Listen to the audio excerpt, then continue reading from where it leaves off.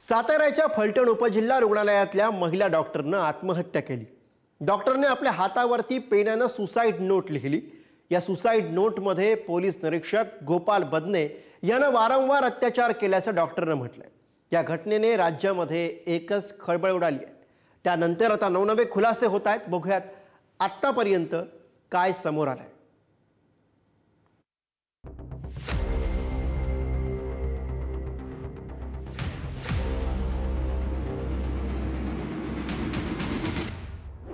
जी महिला डॉक्टर इतरांचा जीव वाचवायची त्याच महिला डॉक्टरनं आपला जीव दिलाय। ज्या पोलिसांवर रक्षकाची जबाबदारी होती तोच पोलीस अधिकारी नरभक्षक निघालाय।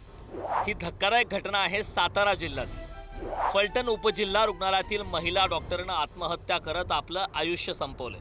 मृत्यूपूर्वी आपल्या हातावर सुसाईड नोट लिहित पोलीस निरीक्षक गोपाल बदने आणि प्रशांत बनकर या दोघांनी वारंवार अत्याचार केल्याचं नमूद केलंय।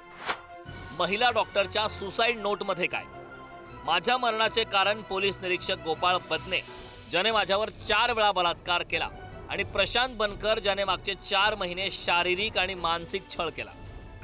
पोलिसांची 4 पथकं आणि लोकल क्राईम ब्रांचचे 1 पथक अशी 5 पथकं या आरोपींना शोधायसाठी या ठिकाणी आपण पाठवलेले आहेत आणि मला विश्वास आहे की लवकरात लवकर हे आरोपी पकडले जातील। एकही पुरावा या केसमधला आम्ही सोडणार नाही। म्हणूनच मी सांगितलं की महिला SDPOला पाठवा की जेणेकरून त्या सगळे पुरावे कलेक्ट करतील, सगळे पुरावे वरिष्ठ पोलीस अधिकाऱ्यांच्या हातामध्ये राहतील आणि जो कोणी ह्याच्यात दुष्कृत्य करणारा व्यक्ती आहे त्याला निश्चितपणे कठोर शासन केलं जाईल। ज्या अधिकाऱ्यांची नावं या डॉक्टर महिलेने हातावर लिहून यांच्या छळामुळे आणि 5 वेळा बलात्कार केल्यामुळे ते आत्महत्या करत आहेत हे जे लिहिलेलं आहे त्यांना सर्व प्रकारच्या तपासापासून लांब ठेवण्यात यावं। दुसरं म्हणजे या हॉस्पिटलमध्ये महिलांच्या छेडछाड किंवा त्यांना काही त्रास होत असेल तर याबद्दलची काही कमिटी होती का आणि त्या कमिटीकडे काही तक्रार आलेली आहे का?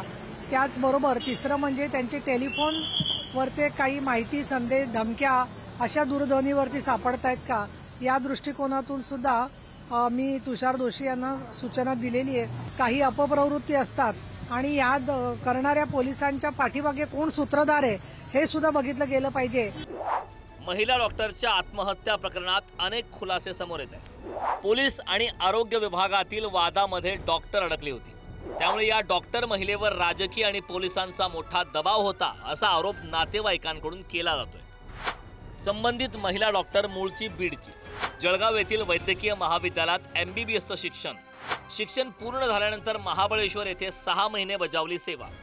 महाबळेश्वर नंतर फलटण येथे गेल्या वर्षभरापासून कार्यरत। काही महिन्यांपासून पोलीस आणि आरोग्य विभागातील वादामध्ये अडकली होती। वैद्यकीय तपासणी संदर्भात पोलिसांशी झालेल्या वादानंतर चौकशी सुरू होती। चुकीचे पोस्टमार्टम रिपोर्ट देण्यासाठी महिला डॉक्टरवर राजकारणी आणि पोलिसांचा दबाव होता असा नातेवाईकांचा आरोप। पोलीस अधीक्षकांना पत्र लिहिलं मात्र दखल घेतली नाही, नातेवाईकांचा आरोप। आपल्यावर अन्याय होत असल्याची भावना त्यांनी व्यक्त केली होती। माझ्यावर अन्याय होत आहे, मी आत्महत्या करीन अशी तक्रार त्यांनी यापूर्वी आपल्या वरिष्ठांकडे केली होती। माझी बहीण 2 वर्षांपासून फलटण येथे मेडिकल ऑफिसर म्हणून कार्यरत होती।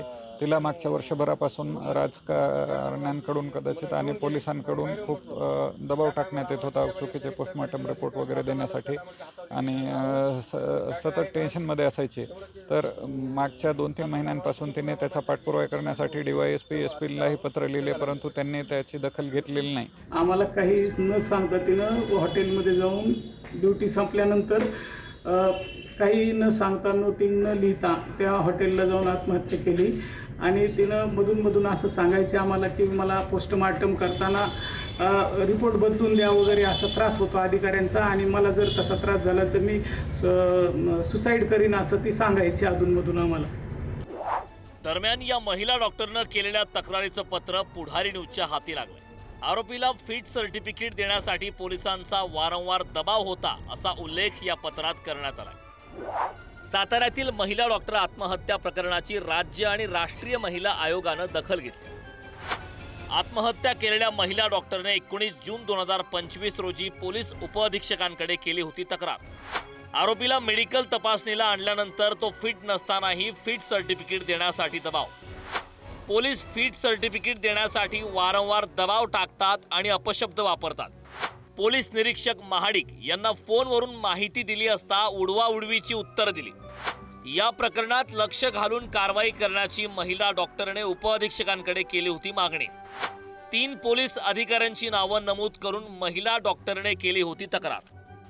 राज्य महिला आयोगाने या घटनेची दखल घेतलेली आहे। यामध्ये दोन्हीही आरोपींवरती BNS अंतर्गत गुन्हा दाखल करण्यात आलेला आहे। हे दोन्ही आरोपी फरार असून त्यांच्या तपासासाठी शोध पथक हे रवाना झालेले आहे। बीड आणि पुणे भागामध्ये यांचा तपास सुरू आहे। त्याचबरोबर संबंधित डॉक्टरांनी यापूर्वी देखील आपल्यावर अशा पद्धतीने लैंगिक अत्याचार किंवा मानसिक त्रास दिला आहे म्हणून काही तक्रार दाखल केलेली आहे का, आणि ही तक्रार दाखल जर केली असेल तर त्यांना मदत का मिळाली नाही याची सुद्धा चौकशी व्हावी असं राज्य महिला आयोगाने पोलीस अधीक्षक सातारा यांना सूचना केलेल्या आहेत। एका सुशिक्षित डॉक्टर महिलेला आत्महत्येपर्यंतची अगतिक होण्याची वेळ काय येते? डिपार्टमेंटकडून आम्हाला काही अपेक्षा असतात।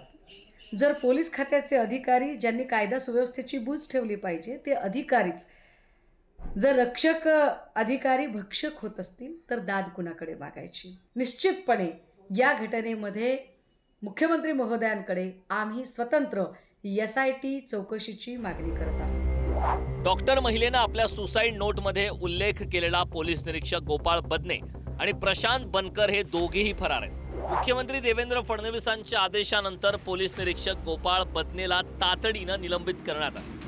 महिला डॉक्टरच्या आत्महत्या प्रकरण अतिशय गंभीर आहे। गेल्या काही दिवसांपासून तिचा शारीरिक आणि मानसिक छळ होत असल्याचे वरिष्ठांना वारंवार कळवले होते। या महिलेच्या तक्रारीची दखल का घेतली गेली नाही, त्यामुळे या प्रकरणाच्या मुळाशी नेमके कोणते कारण आहेत या सर्व प्रश्नांची उत्तरं मिळाली पाहिजेत। साई सावंत, पुढारी न्यूज, सातारा।